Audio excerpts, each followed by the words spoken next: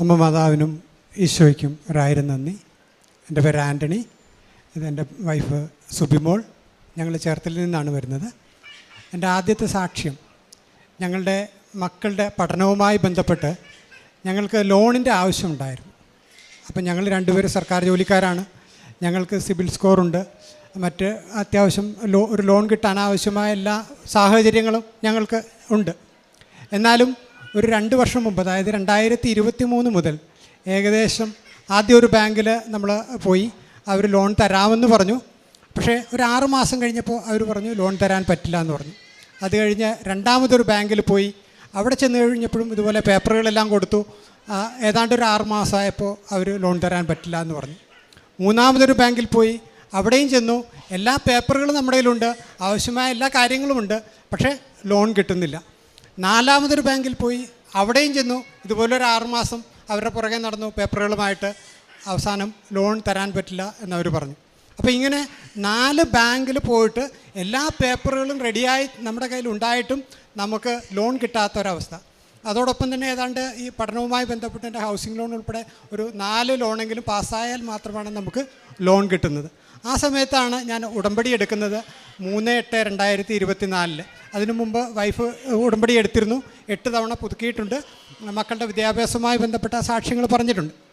അപ്പോൾ ഈ സമയത്ത് ഉടമ്പടി എടുക്കുന്ന സമയത്ത് ഞാൻ ഇവിടെ വരുമ്പോൾ പല പ്രാവശ്യം വന്നെങ്കിലും ഇവിടെ ഭാര്യയും ഭർത്താവ് ഉടമ്പടി എടുക്കണ്ട എന്ന് പറഞ്ഞതുകൊണ്ട് തിരിച്ചു പോയിട്ടുണ്ട്. എന്നാൽ ഈ 3/8 വന്നപ്പോൾ കൃത്യമായിട്ട് എനിക്ക് ഉടമ്പടി എടുക്കാൻ സാധിച്ചു. ഞാൻ വിശ്വസിക്കുന്നത് മാതാവ് ഉടമ്പടി എടുക്കാനായിട്ട് ഉദ്ദേശിച്ച സമയം അതാണെന്നാണ് ഞാൻ വിചാരിക്കുന്നത്. അപ്പോൾ അന്ന് ഉടമ്പടി എടുത്തതിന് ശേഷം പിന്നീട് ഒരു ദിവസം വന്ന് അച്ഛനെ കണ്ടു പ്രാർത്ഥിപ്പിച്ചു. അച്ഛനോട് പ്രാർത്ഥിപ്പിച്ചു കഴിഞ്ഞപ്പോഴത്തേക്ക് അച്ഛൻ പ്രത്യേകിച്ചൊന്നും പറഞ്ഞില്ല. ആ സമയത്ത് എനിക്കൊരു സംശയമുണ്ടായി, അച്ഛനൊന്നും പറയാത്തത് എൻ്റെ ഉടമ്പടിയുടെ എന്തെങ്കിലും കുഴപ്പമാണോ എന്ന്. പക്ഷേ പിന്നീട് ഒരു 3-4 ആഴ്ച കഴിഞ്ഞപ്പോൾ അച്ഛൻ്റെ ചൊവ്വാഴ്ചത്തെ ഉടമ്പടി ധ്യാനത്തിൽ അച്ഛൻ പറയുണ്ടായി, ഞാൻ ഓരോരുത്തർക്കും വേണ്ടി പ്രാർത്ഥിക്കുമ്പോൾ നിങ്ങളെക്കുറിച്ച് ഒന്നും പറഞ്ഞില്ല എന്നുണ്ടെങ്കിൽ അതിൻ്റെ അർത്ഥം നിങ്ങളുടെ ഉടമ്പടി കുഴപ്പമില്ലാത്തതാണെന്നും അതിൻ്റെ യഥാസമയം അത് നടന്നോളൂ എന്നാണ്. അപ്പോൾ എനിക്കൊരു ആശ്വാസമായി. ഏതാണ്ട് ഒരു 2 മാസം കൂടെ കഴിഞ്ഞപ്പോഴത്തേക്ക് ലോണിൻ്റെ എല്ലാ പേപ്പറുകളും റെഡിയായി, കൃത്യമായി എനിക്ക് ലോൺ കിട്ടി. അപ്പോൾ എനിക്കുണ്ടായ ബോധ്യം, അച്ഛൻ എപ്പോഴും പറയാറുണ്ട്, not on by merit but on your grace എന്ന്. യഥാർത്ഥത്തിൽ എല്ലാ മെറിറ്റും എൻ്റെ കയ്യിലുണ്ട്, സിബിൽ സ്കോറുണ്ട്, ഞങ്ങൾക്ക് ജോലിയുണ്ട്, അടയ്ക്കാനുള്ള കഴിവുണ്ട്, മറ്റെല്ലാ സാഹചര്യങ്ങളുമുണ്ട്, പക്ഷേ ലോൺ കിട്ടുന്നില്ല. അപ്പോൾ ഞാൻ യഥാർത്ഥത്തിൽ ആശ്രയിച്ചിരുന്നത് ഈ എൻ്റെ മെറിറ്റിലായിരുന്നു. അപ്പോൾ യഥാർത്ഥത്തിൽ മെറിറ്റ് ഉണ്ടെങ്കിലും മെറിറ്റിൽ ആശ്രയിക്കാതെ അമ്മയിൽ ആശ്രയിച്ചപ്പോഴാണ് എനിക്ക് ലോൺ കിട്ടിയത്. അത് എൻ്റെ ചിന്താഗതിയെ, എൻ്റെ ബോധ്യങ്ങളെ മാറ്റിമറിക്കുന്നതായിരുന്നു. അതായത് ഞാൻ ദൈവത്തിൽ ആശ്രയിക്കാതെ എന്നിൽ തന്നെ ആശ്രയിച്ചപ്പോൾ എനിക്കുണ്ടായ നഷ്ടത്തെക്കുറിച്ച് എനിക്കത് ബോധ്യപ്പെടുത്തി തന്നു. അതിനുശേഷം പിന്നീട് ഒരിക്കലും മനുഷ്യരിൽ ആശ്രയിക്കാതെ ഞാൻ ദൈവത്തിൽ ആശ്രയിക്കുന്നത് പിന്നീടുണ്ടായ എല്ലാ കാര്യങ്ങളിലും അത് എനിക്ക് വളരെ വ്യക്തമായിട്ട് ബോധ്യപ്പെടുത്തി തന്നു. ഉടമ്പടി എടുത്തതിന് ശേഷം ഉണ്ടായ എൻ്റെ ജീവിതത്തിലൊരു മാറ്റമെന്ന് പറയുന്നത്, ഞാൻ ചെറിയ കാര്യങ്ങൾക്ക് പോലും അസ്വസ്ഥതപ്പെടുകയും രാത്രിയിൽ ഉറങ്ങാതെ എഴുന്നേറ്റിരിക്കുകയൊക്കെ ചെയ്യുമായിരുന്നു. ഉടമ്പടി എടുത്തതിന് ശേഷം ഞാൻ എല്ലാ കാര്യങ്ങളും, ആത്മീയമായാലും ഭൗതികമായാലും എല്ലാ കാര്യങ്ങളും പരിശുദ്ധ അമ്മയെ ഏൽപ്പിക്കും. അങ്ങനെ ഏൽപ്പിക്കുമ്പോൾ ഞാനിപ്പോൾ സുഖമായിട്ട് കിടന്നുറങ്ങാറുണ്ട്. എത്ര വലിയ പ്രശ്നമായാലും പലപ്പോഴും എനിക്ക് മുമ്പ് തോന്നിയിരുന്നത് ഞാൻ തീച്ചൂളയിൽ കൂടെ നടന്നു പോകുന്ന അനുഭവമാണ് ഉണ്ടായത്. പക്ഷേ ഉടമ്പടി എടുത്തതിന് ശേഷം പ്രശ്നങ്ങൾക്ക് മാറ്റമൊന്നുമില്ല. അതേപോലെ തന്നെ ഇതുപോലെ ഓരോ ദിവസവും വലിയ നഷ്ടങ്ങളുണ്ടാകുന്ന, വലിയ പ്രതിസന്ധികളുണ്ടാക്കാവുന്ന പ്രശ്നങ്ങൾ എൻ്റെ മുമ്പിലുണ്ട്. പക്ഷേ അതൊന്നും ഇപ്പോൾ എന്നെ ബാധിക്കുന്നില്ല.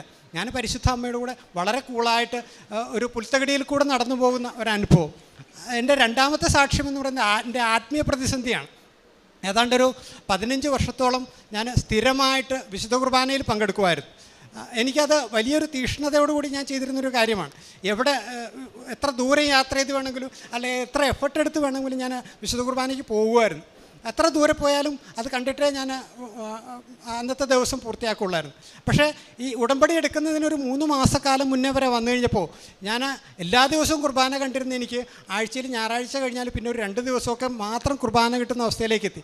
പലപ്പോഴും നമ്മൾ എഫർട്ട് എടുത്തൊരു പള്ളിയിൽ കുർബാനയ്ക്കായിട്ട് ചെല്ലുമ്പോൾ അവിടെ അന്ന് എന്തെങ്കിലും കാരണത്താൽ ചിലപ്പോൾ കുർബാന ഉണ്ടാവില്ല. അപ്പോൾ അതൊരു ആത്മീയ പ്രതിസന്ധിയായിട്ട് ഞാൻ ഈ കഴിഞ്ഞ 15 വർഷം അല്ലെങ്കിൽ 20 വർഷം കൊണ്ട് ആത്മീയ തലത്തിലുണ്ടായ ഒരു വളർച്ചയിൽ എന്നെ പിന്നോട്ടടിക്കുന്നത് പോലെ എനിക്ക് തോന്നി. അപ്പോൾ അത് വളരെ ബുദ്ധിമുട്ടായ ഒരവസ്ഥയിൽ ഞാൻ ഉടമ്പടി എടുക്കുന്നത്. ഉടമ്പടി എടുത്തപ്പോൾ എനിക്ക് ഞാൻ എൻ്റെ ഈ കുർബാനയുടെ പ്രതിസന്ധി അല്ലെങ്കിൽ എൻ്റെ ആത്മീയതയിലുള്ള പ്രതിസന്ധി മുഴുവൻ ഞാൻ അമ്മയെ ഏൽപ്പിച്ചു. എൻ്റെ 2 ഉടമ്പടി പുതുക്കലിലും ഒന്നാമത്തെ എൻ്റെ നിയോഗമെന്ന് പറയുന്നത് പരിശുദ്ധാത്മാവിൻ്റെ നിയോഗമായിരുന്നു. 6ാമത്തെ നിയോഗം പരിശുദ്ധ അമ്മയുടെ നിയോഗമായിരുന്നു. അപ്പോൾ എൻ്റെ ഈ ആത്മീയ പ്രതിസന്ധി എനിക്ക് തോന്നുന്നു പരിശുദ്ധ അമ്മ ഏറ്റെടുത്തു എന്നാണ് ഞാൻ വിചാരിക്കുക. പിന്നീട് ഒരിക്കലും ഉടമ്പടി എടുത്തതിന് ശേഷം ഒരിക്കലും എനിക്ക് വിശുദ്ധ കുർബാന മുടങ്ങിയിട്ടില്ല. അതുമാത്രമല്ല, ആത്മീയ തലത്തിൽ ഒത്തിരി മുന്നേറാൻ സാധിച്ചു. അതുപോലെ തന്നെ ഞാൻ ബാങ്ക് ലോണിൻ്റെ കാര്യത്തിന് പോയപ്പോൾ ഓരോ തവണ പോകുമ്പോഴും നമ്മൾ ഉടമ്പടി ഉപ്പ് ബാങ്കിൽ കൊണ്ടുപോയിട്ട് അവിടെ ഇട്ടിട്ട് വിശ്വാസ പ്രമാണം ചൊല്ലിക്കൊണ്ടിരിക്കും. പലപ്പോഴും ചിലപ്പോഴൊക്കെ നമുക്ക് അവർ ചോദിക്കുന്ന ചില ചോദ്യങ്ങൾക്ക് ഉത്തരം പറയാൻ സാധിക്കില്ല. അപ്പോൾ ഞാൻ ഉടനെ അമ്മയോട് പ്രാർത്ഥിക്കും, അമ്മ ഇതിനുള്ള ഉത്തരം അമ്മ തന്നെ കൊടുക്കണമെന്ന് ഞാൻ പ്രാർത്ഥിക്കാറുണ്ടായിരുന്നു. അപ്പോൾ അങ്ങനെ പല ചോദ്യങ്ങൾക്കും ഉത്തരമില്ലാത്ത, അത് ഈ ലോണിൻ്റെ കാര്യത്തിൽ മാത്രമല്ല, പല സ്ഥലങ്ങളിലും നമ്മൾ ചെല്ലുമ്പോൾ നമുക്ക് ചിലപ്പോൾ ഉത്തരം ഭൗതികമായിട്ട് നമുക്ക് ഉത്തരം കൊടുക്കാൻ സാധിക്കാത്തവരും, അങ്ങനെ ഉത്തരം കൊടുക്കാൻ സാധിക്കാത്ത അവസ്ഥയിൽ ഞാൻ മിണ്ടാതിരിക്കുമ്പോൾ ഞാൻ അമ്മയോട് പ്രാർത്ഥിക്കും, അമ്മ തന്നെ ഈ കാര്യത്തിനൊരു ഉത്തരം അവർക്ക് കൊടുക്കണമെന്ന്. കുറച്ച് കഴിയുമ്പോൾ അവർ ആ വിഷയം വിട്ടിട്ട് പുതിയൊരു വിഷയത്തിലേക്ക് പോകാറുണ്ട്. അപ്പോൾ അങ്ങനെ എൻ്റെ ആത്മീയ ജീവിതത്തിലുണ്ടായ ഒരു മാറ്റവും വളരെ വലുതാണ്. പരിശുദ്ധ അമ്മയുടെ കൈപിടിച്ചുകൊണ്ടാണ് ഞാനിന്ന് ആത്മീയ തലത്തിൽ മുന്നേറുന്നത്. മൂന്നാമതായിട്ട് എനിക്ക് പരിശുദ്ധ അമ്മയും ഈശോയും കൂടെ എൻ്റെ ഭവനത്തിൽ സന്ദർശിച്ചതിൻ്റെ കാര്യമാണ് പറയാനുള്ളത്. ഈ കഴിഞ്ഞ മാസം മാർച്ച് മാസം 20-ാം തീയതി വെളുപ്പിന് ഞാൻ ഉറക്കത്തിലായിരിക്കുമ്പോൾ എനിക്കൊരു അനൗൺസ്മെൻറ്റ് കേൾക്കാനിടയായി, ഇത് അപ്പൻ വരുന്നുവെന്ന്. ഞാൻ എപ്പോഴും ദൈവത്തെ എൻ്റെ അപ്പ എന്നാണ് വിളിക്കാറ്. അപ്പോൾ അപ്പൻ വരുന്നുവെന്ന് അനൗൺസ്മെൻറ്റ് കേട്ടെങ്കിലും എനിക്ക് എഴുന്നേക്കാൻ സാധിച്ചില്ല, ഉറക്കത്തിലായിരുന്നതുകൊണ്ട്. പെട്ടെന്ന് കൊതുക് കുത്തിയതുപോലെ ഞാൻ ചാടി എഴുന്നേറ്റ് എൻ്റെ കട്ടിലിരിക്കുമ്പോൾ ഈശോയും അമ്മയും കൂടെ എൻ്റെ കട്ടിലിൽ വന്നിരിക്കുകയും അവരെ ആ സമയം എനിക്കുണ്ടായ ഒരു അനുഭവം പറഞ്ഞറിയിക്കാൻ സാധിക്കില്ല. കാര്യം ഞാൻ ആ സമയം ഈശോ അന്ന് മനസ്സിലായ ആ സമയം മുതൽ എൻ്റെ കണ്ണിൽ നിന്ന് ധാരധാരയായി കണ്ണുനീർ ഒഴുകിക്കൊണ്ടിരിക്കുകയാണ്. അങ്ങനെ ഒഴുകിക്കൊണ്ടിരിക്കുന്ന അവസരത്തിൽ ഞാൻ ആ കണ്ണുനീര് കൊണ്ട് ഈശോയുടെ പാദങ്ങൾ കഴുകുന്നതായിട്ടും എൻ്റെ നന്മകൾ എന്തെങ്കിലും ഉണ്ടെങ്കിൽ ആ നന്മയുടെ സുഗന്ധം ഉപയോഗിച്ച് ഈശോയുടെ പാദത്തിൽ പൂശുന്നതായിട്ടും ഒക്കെ ഞാൻ ആത്മീയമായിട്ട് അതിൽ അങ്ങനെ സമർപ്പിച്ചു. അതിനുശേഷം ഒരു 10-20 മിനിറ്റോളം സമയം ഞാൻ ഈ ഒരു അനുഭവം എനിക്കുണ്ടായി. ആ സമയത്തെല്ലാം എനിക്ക് ഓർമ്മ വന്ന ആളുകൾക്കെല്ലാം വേണ്ടി ഞാൻ പ്രാർത്ഥിക്കുകയായിരുന്നു. ആ കാര്യത്തിലെല്ലാം പിന്നീട് ഒരു നല്ല അനുഭവം ഉണ്ടായതായിട്ട് എനിക്ക് മനസ്സിലാക്കാൻ സാധിച്ചിട്ടുണ്ട്. പിറ്റേന്ന് രാവിലെ ഉണർന്നപ്പോൾ ഞാൻ വൈഫിനോട് പറഞ്ഞു, ഇന്നലെ രാത്രിയിൽ ഈശോയും പരിശുദ്ധ അമ്മയും കൂടെ നമ്മുടെ ഭവനത്തിൽ വന്നിട്ടുണ്ടായിരുന്നു. അപ്പോൾ എനിക്കൊരു സംശയം ഉണ്ടായിരുന്നു, ഞാൻ പറഞ്ഞാൽ വൈഫിന് വിശ്വാസം തോന്നുന്നു. ഞാൻ ആ സമയത്ത് തന്നെ പ്രാർത്ഥിച്ചിരുന്നു, വൈഫിന് വിശ്വാസം തോന്നുന്ന രീതിയിൽ ഒരു അടയാളം തരണമെന്ന് ഞാൻ ഈശോയോട് അന്നേരം തന്നെ പറഞ്ഞിരുന്നു. അപ്പോൾ രാവിലെ എഴുന്നേറ്റ് ഞങ്ങൾ ആദ്യം ചെയ്യുന്ന പണി, ഞങ്ങൾ 2 പേരും കൂടെ ഇരുന്ന് അച്ഛൻ്റെ ഡെയിലി ബ്രെഡ് കേൾക്കുക എന്നുള്ളതാണ്. അത് കേട്ടതിന് ശേഷം മാത്രം വേറെ എന്തൊരു പ്രാർത്ഥന പോലും, രാവിലത്തെ പേഴ്സണൽ പ്രെയർ പോലും നമ്മൾ ചെയ്യാറുള്ളൂ. അപ്പോൾ അങ്ങനെ അത് കേട്ടോണ്ടിരിക്കുന്ന വഴിക്ക് അച്ഛൻ ആദ്യം തന്നെ പറഞ്ഞു തുടങ്ങിയ ഒരു 2-3 മിനിറ്റിനുള്ളിൽ അച്ഛൻ പറയുന്നത്, പലർക്കും പരിശുദ്ധ അമ്മയുടെ സുഗന്ധാഭിഷേകവും ദർശനവും സന്ദർശനവും ഒക്കെ കിട്ടുന്നുണ്ടെന്നുള്ളതാണ്. അപ്പോൾ ഇത് കേട്ട ഉടനെ വൈഫ് എന്നോട് പറഞ്ഞു, അച്ഛൻ അത് കൺഫേം ചെയ്യുന്നുണ്ടല്ലോ എന്ന് പറഞ്ഞു. അപ്പോൾ അങ്ങനെ വലിയൊരു അനുഭവം, ആത്മീയ അനുഭവം നമ്മൾക്ക് ലഭിക്കാൻ ഇടയായിട്ടുണ്ട്. മൂന്നാമത്തെ ഒരു കാര്യം, ഞാൻ പ്രേക്ഷിത പ്രവർത്തനവുമായിട്ട് ബന്ധപ്പെട്ട് ചെയ്യുന്നത്, ഉടമ്പടി പത്രം വാങ്ങിച്ചിട്ട് മെഡിക്കൽ കോളേജിൽ കൊടുക്കും. ചിലരെങ്കിലുമൊക്കെ നമ്മളോട് പറയും അതെനിക്ക് വേണ്ട എന്ന് പറയും. അപ്പോൾ അവരെ ഇതിൻ്റെ കാര്യങ്ങൾ പറഞ്ഞ് മനസ്സിലാക്കാനായിട്ട് ശ്രമിക്കും. അതുകൂടാതെ ഞാൻ കരിസ്മാറ്റിക്കിൽ പ്രവർത്തിക്കുന്നുണ്ട്. കരിസ്മാറ്റിക്കിലുള്ള പലർക്കും ഈ കൃപാസനത്തെക്കുറിച്ച് പറയുമ്പോൾ അവർക്ക് അതിനെക്കുറിച്ചൊരു വലിയ താല്പര്യമില്ലാത്ത അവസ്ഥ ഉണ്ടാവാറുണ്ട്. അതുകൊണ്ട് തന്നെ ഞാൻ അവരോട് പറയും, എൻ്റെ അനുഭവം ഓരോന്ന്, എനിക്ക് ഇന്ന കാര്യത്തിൽ ഇന്ന രീതിയിൽ അമ്മയുടെ സഹായം കിട്ടി, ഇന്ന കാര്യത്തിൽ ഇന്ന രീതിയിൽ കിട്ടി എന്ന് പറഞ്ഞ് മനസ്സിലാക്കി കൊടുക്കാനായിട്ട് സമയമെടുത്ത് 1/2 മണിക്കൂർ 1 മണിക്കൂർ വരെ നിന്ന് അവരോട് പറഞ്ഞു കൊടുക്കാറുണ്ട്. അതുപോലെ എവിടെയൊക്കെ ചെന്നാലും അത് ചിലപ്പോൾ സാഹചര്യം അനുകൂലമല്ലായിരിക്കും, പക്ഷേ എന്നാലും ഞാൻ പറയാറുണ്ട്, നിങ്ങളുടെ ബുദ്ധിമുട്ട് മാറാനായിട്ട് കൃപാസനത്തിൽ ഒരു ഉടമ്പടി എടുത്തുകൂടെ എന്ന് ഞാൻ ചോദിക്കാറുണ്ട്.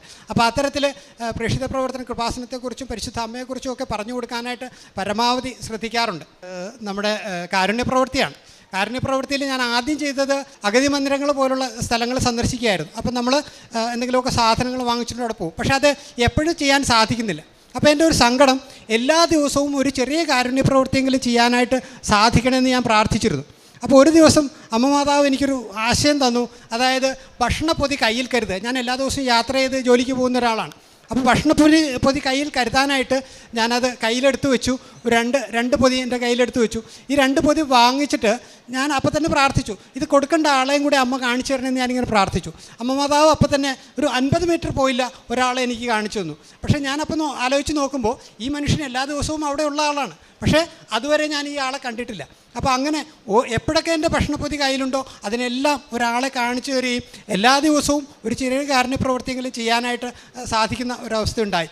പിന്നെ ഉടമ്പടി വസ്തുക്കളുടെ ഉപയോഗം എപ്പോഴും ഉപ്പും അല്ലെങ്കിൽ നമ്മുടെ തൈലവും ഉപയോഗിച്ചിട്ട് കുരിശിട്ട് പ്രാർത്ഥിക്കാനായിട്ട് ഞാൻ രാത്രിയിലെ നമ്മുടെ ഉടമ്പടി പ്രാർത്ഥന കഴിയുമ്പോൾ നമ്മൾ ഉടമ്പടി തൈലം കയ്യിലെടുത്ത് വെക്കുന്നത് നെറ്റിയിൽ കുരിശ് വരച്ചിട്ട് അല്ലെങ്കിൽ തലയിൽ കുരിശ് വരച്ചിട്ടൊക്കെ പ്രാർത്ഥിക്കും. അങ്ങനെ കുരിശ് വരയ്ക്കുമ്പോൾ തലയിൽ കുരിശ് വരയ്ക്കുമ്പോൾ ഞാനിങ്ങനെ പ്രാർത്ഥിക്കും, തലയ്ക്ക് ബുദ്ധിമുട്ടുള്ള എല്ലാവരെയും സമർപ്പിച്ചുകൊണ്ട് എല്ലാവരെയും അനുഗ്രഹിക്കണമേ എന്നുള്ള പ്രാർത്ഥനയോടുകൂടെയാണ് ഇത് ചെയ്യുന്നത്. അപ്പോൾ അങ്ങനെ വന്നു കഴിഞ്ഞപ്പോഴത്തേക്ക് മുമ്പ് പലതരത്തിലുള്ള ശാരീരിക അസ്വസ്ഥതകൾ എനിക്കുണ്ടായിരുന്നു. പക്ഷേ ഇന്ന് വളരെ സുഖകരമായ ശാരീരികമായ എല്ലാ അസ്വസ്ഥതകളും മാറി വളരെ സുഖകരമായ ശാരീരിക വേദനകൾ എവിടെയൊക്കെ വേദനയുണ്ടോ അവിടെയെല്ലാം ഞാൻ കുരിശിട്ടിട്ട് എല്ലാവർക്കും വേണ്ടി പ്രാർത്ഥിക്കും. അത്തരത്തിൽ എനിക്ക് ശാരീരിക അസ്വസ്ഥത മറ്റുള്ളവർക്ക് വേണ്ടി പ്രാർത്ഥിക്കുമ്പോൾ എനിക്ക് ശാരീരിക അസ്വസ്ഥത മാറിക്കിട്ടുന്ന ഒരനുഭവം ഉണ്ടായിട്ടുണ്ട്. പരിശുദ്ധ കൃപാസന മാതാവിനും ഈശോയ്ക്കും സ്നേഹം നിറഞ്ഞ നന്ദി. സങ്കീർത്തനങ്ങൾ 23 1 മുതൽ 3 വരെ തിരുവചനങ്ങൾ. കർത്താവാണ് എൻ്റെ ഇടയൻ, എനിക്കൊന്നിനും കുറവുണ്ടാവുകയില്ല. പച്ചയായ പുൽത്തകിടിയിൽ അവിടുന്ന് എനിക്ക് വിശ്രമം അരുളുന്നു. പ്രശാന്തമായ ജലാശയത്തിലേക്ക് അവിടുന്ന് എന്നെ നയിക്കുന്നു. അവിടുന്ന് എനിക്ക് ഉന്മേഷം നൽകുന്നു. തൻ്റെ നാമത്തെ പ്രതി നീതിയുടെ പാതയിൽ എന്നെ നയിക്കുന്നു. ആൻ്റണി ജോൺ എന്ന ഈ സഹോദരൻ തൻ്റെ ഉടമ്പടി ജീവിതത്തിൽ ലഭിച്ച അനുഭവങ്ങളെ സന്തോഷത്തോടെ സാക്ഷ്യപ്പെടുത്തുന്നു. സഹോദരൻ പറയുന്നുണ്ട്, സഹോദരനും ജീവിത പങ്കാളിയും സർക്കാർ ഉദ്യോഗസ്ഥരാണ്, നല്ല സിബിൽ സ്കോറുണ്ട്. അതുകൊണ്ട് ബാങ്ക് ഇടപാടുകൾക്ക് ഒരിക്കലും യാതൊരു തടസ്സവും ക്ലേശവും ഉണ്ടാവേണ്ട കാര്യമില്ല. എന്നാൽ മക്കളുടെ പഠനവുമായി ബന്ധപ്പെട്ട് ഭവന നിർമ്മാണവുമായി ബന്ധപ്പെട്ട് ലോൺ എടുക്കേണ്ടി വന്ന സാഹചര്യങ്ങളിൽ 4, 5, 6 തവണ പല ബാങ്കുകൾ കയറി ഇറങ്ങിയിട്ടും ഓരോരോ തടസ്സങ്ങൾ പറഞ്ഞ് ആ ബാങ്ക് ലോൺ ലഭിക്കാതെ മാസങ്ങൾ വൈകി മുന്നോട്ട് പോയ സാഹചര്യമാണ് സൂചിപ്പിച്ചത്.